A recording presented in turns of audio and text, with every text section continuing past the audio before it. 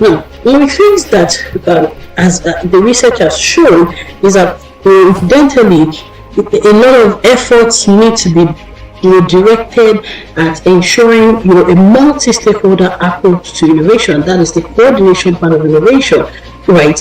There needs to be a very coordinated approach to innovation because the research currently indicates that even though Africa has been doing well in terms of some macroeconomic indices, very few African countries are said to have successfully transformed their economies. Take it as a word, successfully transform the economies. Now, what does it mean to successfully transform the economies? That's to change the nature of the economic operations in your economy.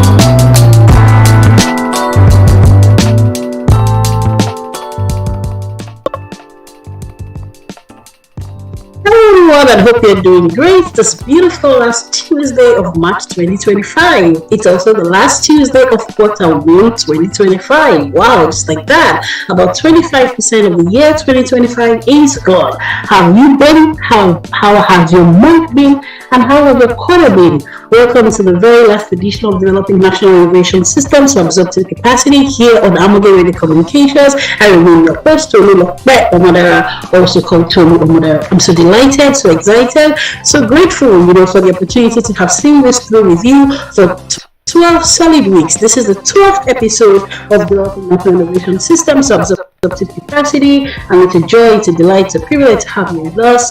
We say welcome, a big welcome to you, and let's get on the ride. So today, we're going to approach our recap. We typically have a recap at the beginning of every episode, right? We recap the last episode. We're going to have a slightly different approach today as we go over some of the key highlights of the entire program from the very beginning of the program till today, right? Not every single episode is going to be captured. We're going to try to touch on some of the key highlights of the program and of the different episodes today, as a way of recapping, as a way of reflecting. And finally, we are going to touch a little bit on the continent of Africa, and we're going to ask ourselves some quick questions about what should Africa be doing well, right? So, in the very first episode of the program, Developing National Innovation Systems of Absorptive Capacity, we emphasized the fact that there are two key parts of the program's theme. I repeat, we emphasize the fact that there are two key parts of the program's theme, the first being on national innovation systems and the second being on absorptive capacity, right? I'll say that again. The first part of this program has been National Innovation System, and we spent a couple of the first episodes on that, or the first set of episodes on that, and we began to move towards the absorptive capacity, right? We said at the beginning that innovation, in the real sense of the word, includes the possibility of economic performance, not just technological advancements. And in many nations, even as we saw last week, as in the case of Denmark, sometimes the focus is just on the technological progress without necessarily translating it into commercialization, which leads to economic performance, right? We emphasize the fact that if you really understand the meaning of innovation, you realize that there is no separating of innovation from absorptive capacity. I repeat, if you truly understand the meaning of innovation, you realize that there is no separating of innovation from absorptive capacity, right? Absorptive capacity then meaning the ability to translate creative output into economic and social development, right? Now, we also said that the nation structure, right? Talking about what a national innovation system is, which is the first part of the program, the first part of the theme, right? We said it's the nation structure for enhancing the innovative competitiveness, right? A nation structure, take note of that word structure, for enhancing its innovative competitiveness on the global scale, Very, very, very important. Now, innovation or creativity is happening in certain continents, in certain nations like Africa, which we are looking at a little bit today, right? It's happening a little bit, but it's not essentially as a result of a structured, systematic, intentional, policy-driven approach. And that is the challenge, because when innovation is happenstance, when innovation occurs as a result of scattered, individual, uncoordinated, and unsystemic efforts, then it cannot be guaranteed, it cannot be planned, it cannot be strategic, and therefore it cannot be optimal. Take note of that, right? So we also said innovation is not always about doing compellingly new things. Sometimes it's about improving on the existing ones, like the kind of innovation that we saw that Denmark tended to do more of last week, which is the bottom-up innovation or the adaptive innovation. Though, of course, ultimately, those who focus more on the anticipatory top-down approach to innovation tend to have much more advantage, right? Now, of course, still talking about the first part of the program. In the first episode, we said innovation is a system. That's why the title of the program is Developing National Innovation Systems for Absorptive Capacity, because innovation is a system. There were, I think, about 2 episodes that we devoted entirely to the topic of innovation as collaboration. It is a system, and that's why it cannot be scattered efforts. It cannot be uncoordinated effort. It must be a very systemically coordinated undertaking for it to develop or for it to produce optimal output, especially that will translate into maximum absorptive capacity for a nation. Very, very, very important, right? So, talking about the fact that innovation is a system, remember that this means that it's a network of institutions, agencies, policies that are articulated, created, managed, and coordinated to enhance innovation in a nation. I'm going to say that again. When we talk about the fact that innovation is a system, still talking about the first part of the program, which is National Innovation Systems, right?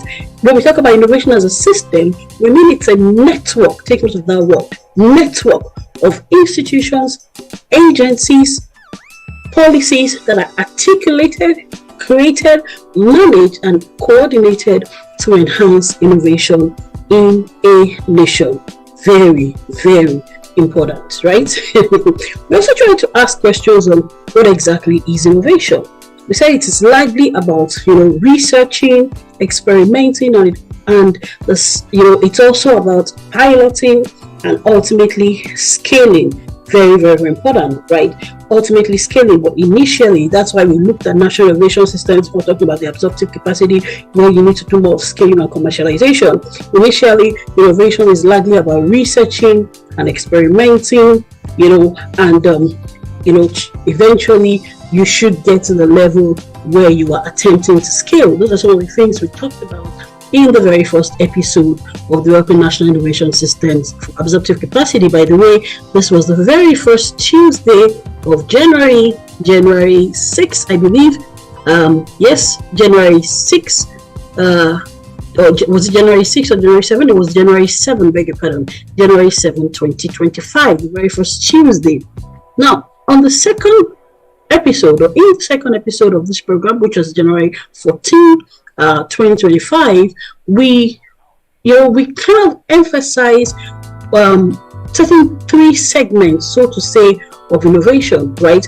We talked about the fact that there are 3 possible structures for the research and development part of innovation, right? Because, like we said in episode 1, the National Innovation System, a national innovation system consists of many elements that coagulate into the system, right? When you talk about a system, many elements, come together to make up that system. Many elements come together to constitute that system, right?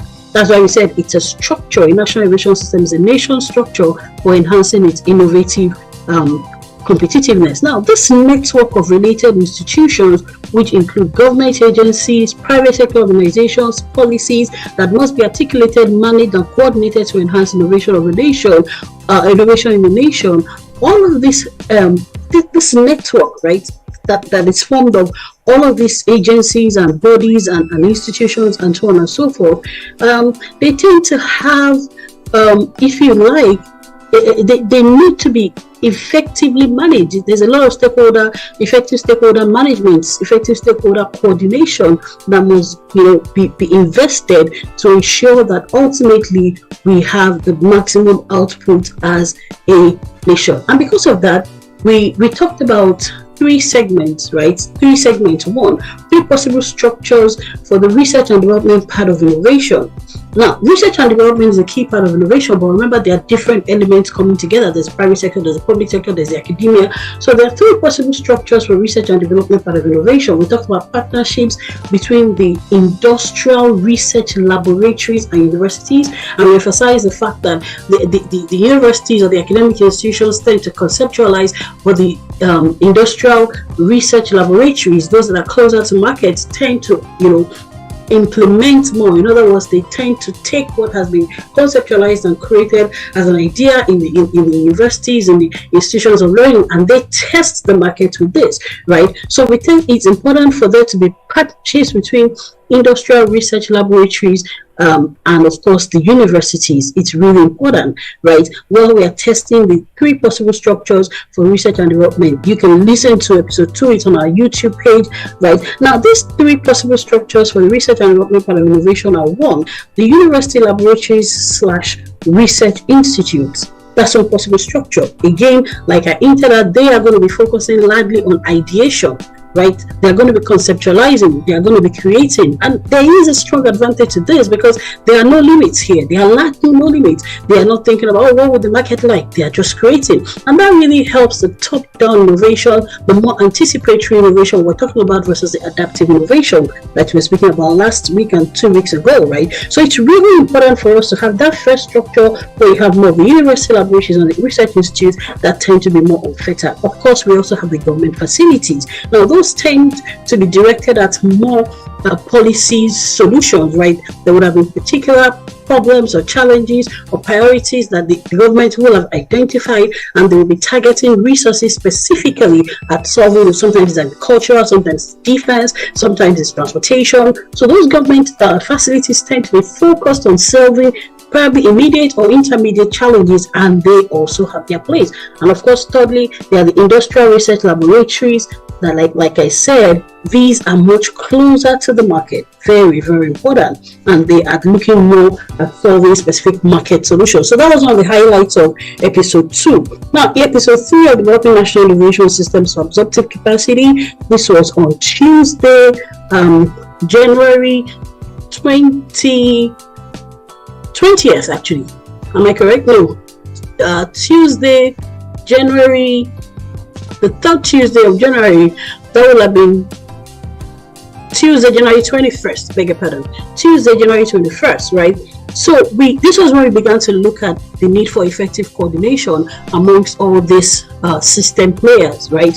Is the national innovation systems? Yes, the systems are made up of several elements or several interacting parts, but the coordination amongst these parts must be excellent in order to ensure that there are optimal outcomes for the nation as a whole. Remember, we're talking about developing national innovation systems, not organizational innovation systems, not market innovation systems, not academic innovation systems. All of these sub-innovation systems come together to make up the entire national innovation system, and they must be excellently coordinated for us to get that, right? To get that maximum output or outcomes.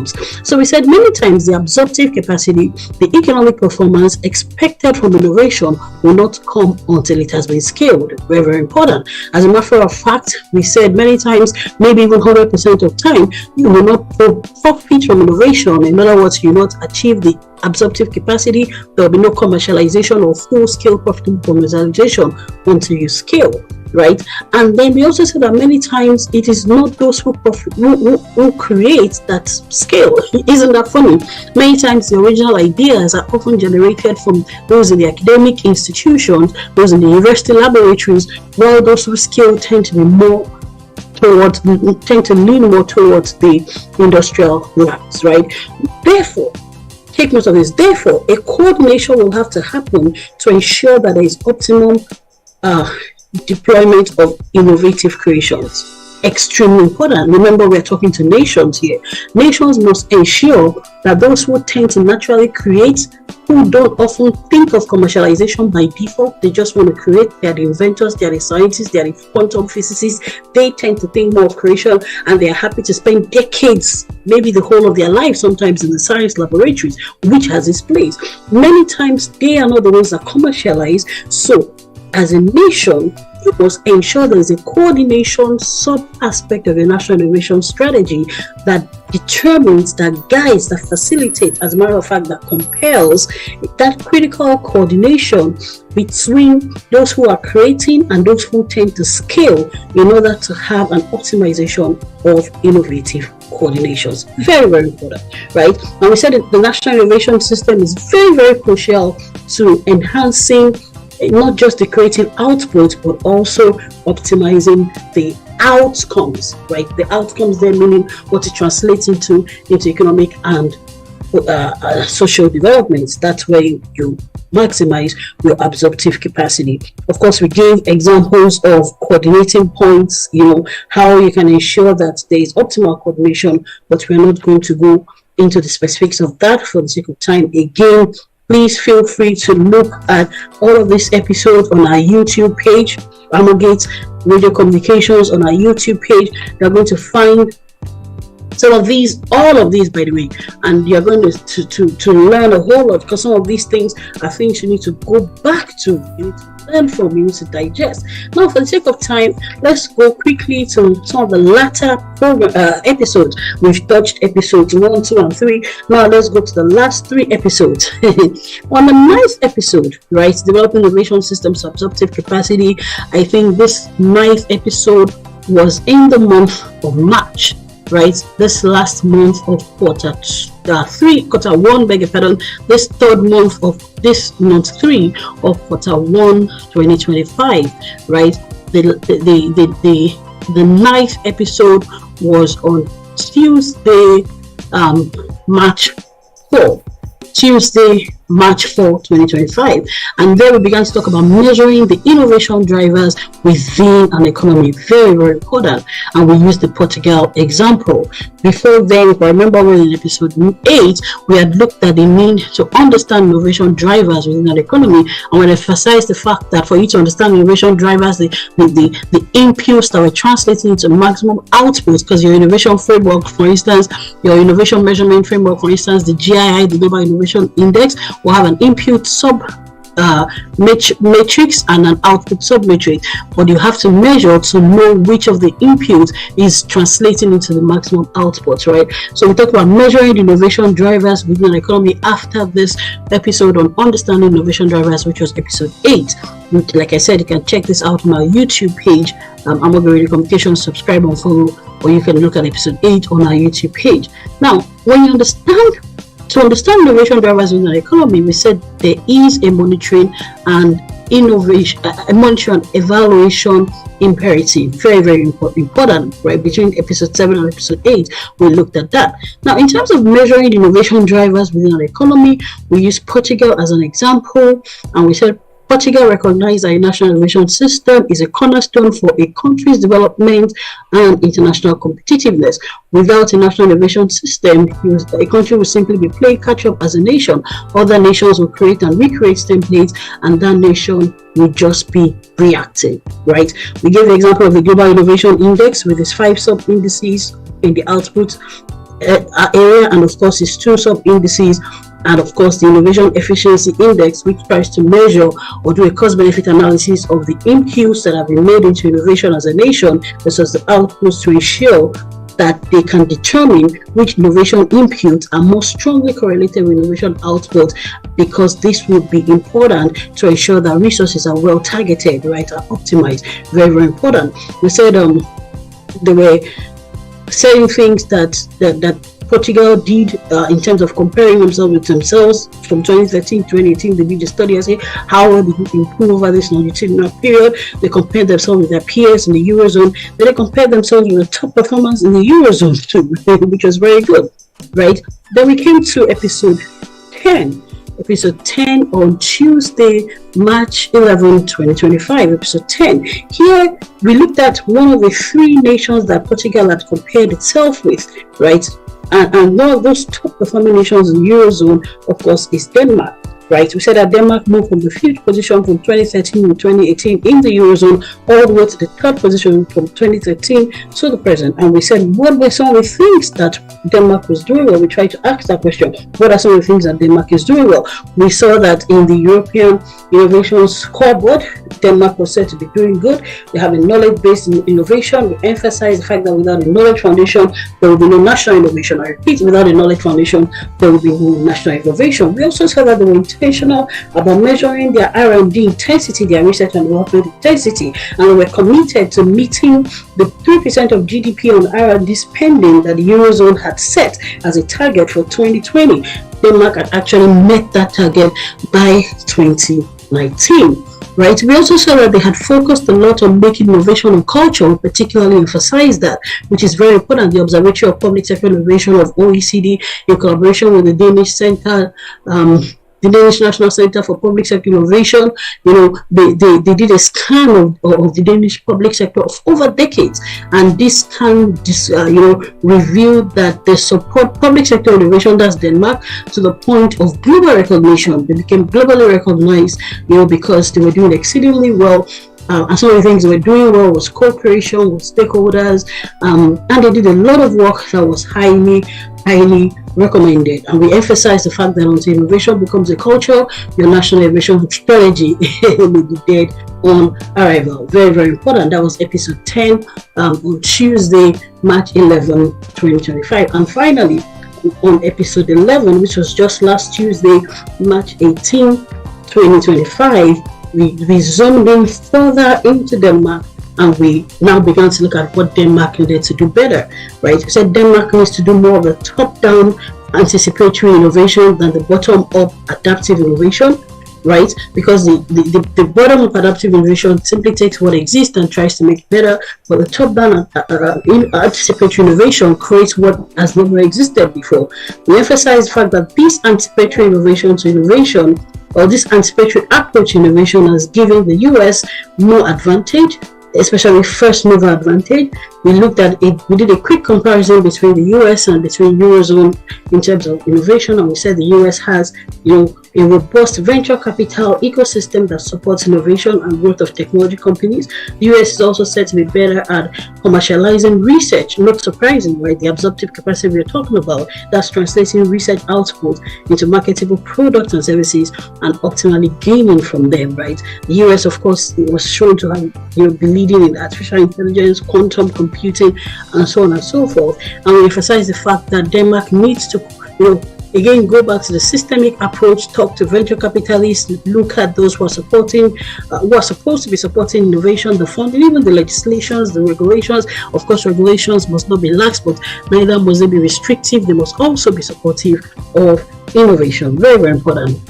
So I've tried to do a quick summary of the very first 3 episodes and the very last 3 episodes as a way of giving us, a potpourri, a buffet, or a taste of the pudding, a sense of what the whole episode or the whole program, the whole episodes plural, and the whole program singular has been over the last 1 quarter. Now, we promised to look at Africa in closing, right? We looked at Portugal, we looked at Denmark, we looked at the United States. Now let's talk about Africa.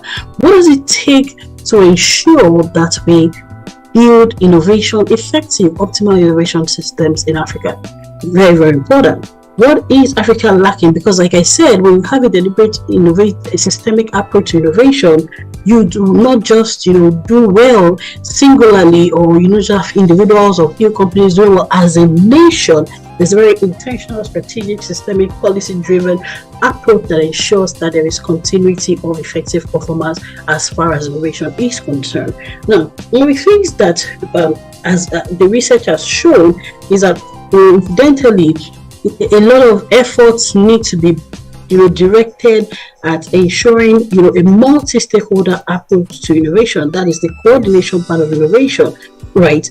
There needs to be a very coordinated approach to innovation, because The research currently indicates that even though Africa has been doing well in terms of some macroeconomic indices, very few African countries are said to have successfully transformed their economies. Take note of that word, successfully transform their economies. Now, what does it mean to successfully transform the economies? That's to change the nature of the economic operations in your economy. So you may be doing well economically as a nation, we may have even a relatively good GDP, but the structure of your economy may still be highly primary product driven, right?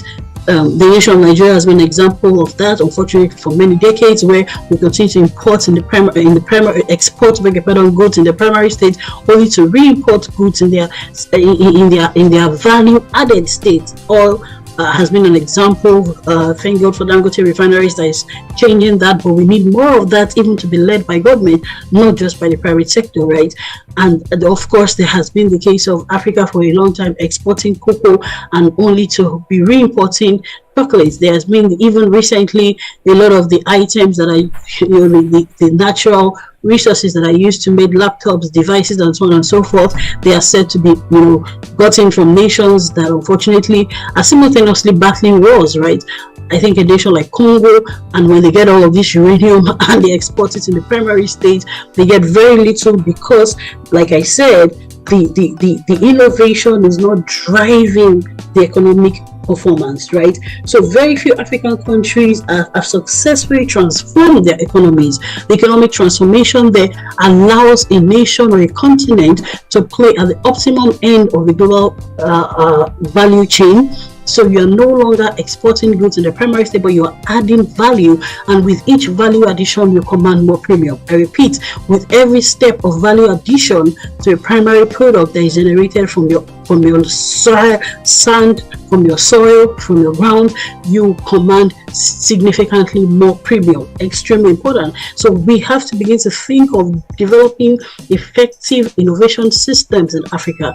I am not talking about one individual or one organization. We have examples of that in Africa. We have great Africans who are doing well tremendously at the individual. I just gave the example of Dangote refineries in Nigeria that is finally producing and even exporting oil in its refined state. However, that cannot suffice for where Africa needs to be. Where we need to be is to play at a level where, as a nation, as a continent, right, we are collaborating, if necessary, just like the Eurozone coming together. We are collaborating at the national level, at the regional level, to ensure that we're developing sound innovation systems that would ensure that there is that effective synchronization between the town and the ground, between the universities, between the academia and the industries and the market, those that understand how to commercialize what has been invented and also how to scale it. Commercializing is about scaling, bringing to that optimum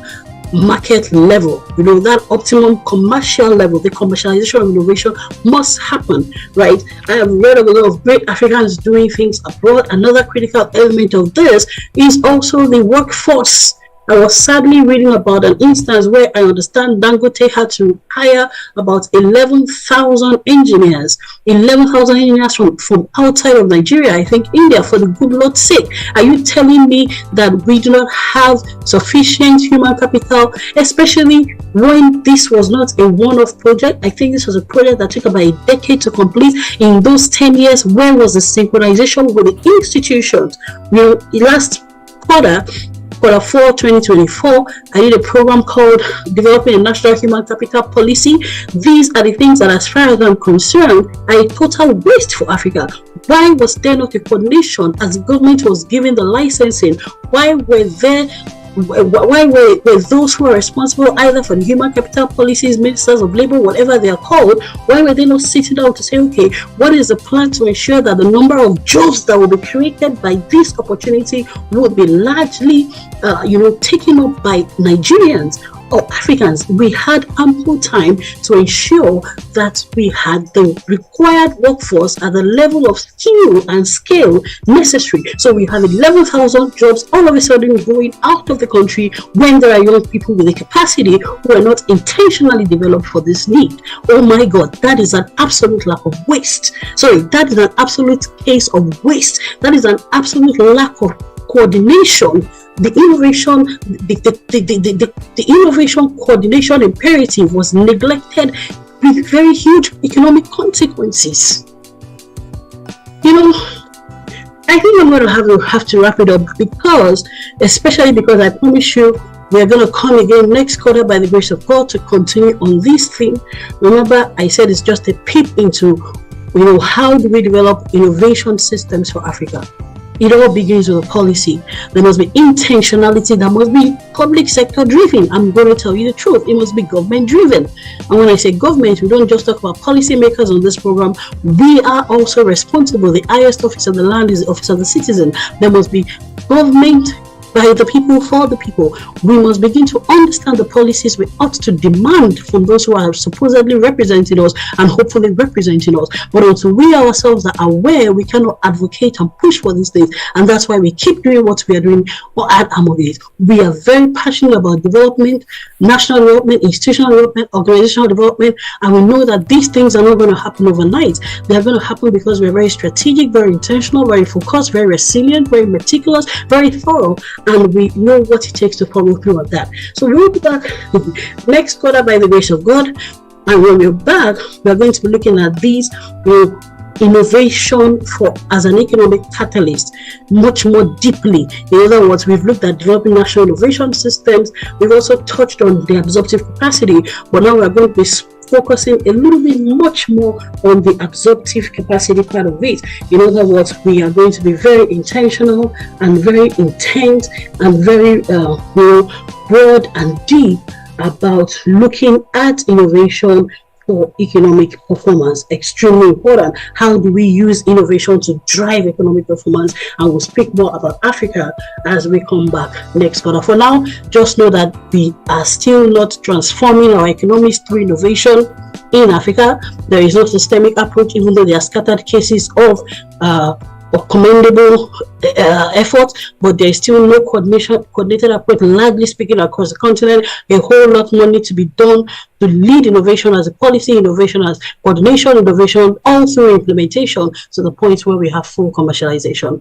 Well, it's been great doing this with you today, this month, this quarter.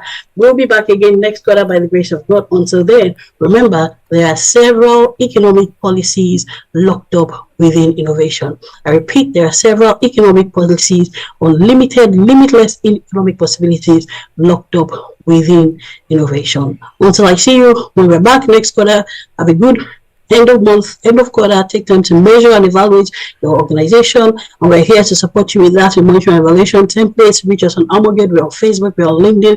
We want to work with you as an organization, as an institution, as nations. Let's help you with your consulting needs, with your monitoring and evaluation needs, with your policy articulation and implementation needs as well. We are very good at what we do, and we'd love to partner with you. Please take good care of yourselves, and I'll see you next quarter.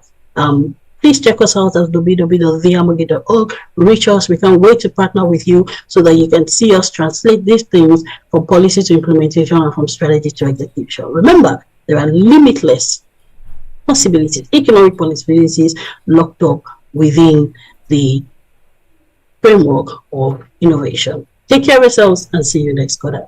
Have a good one.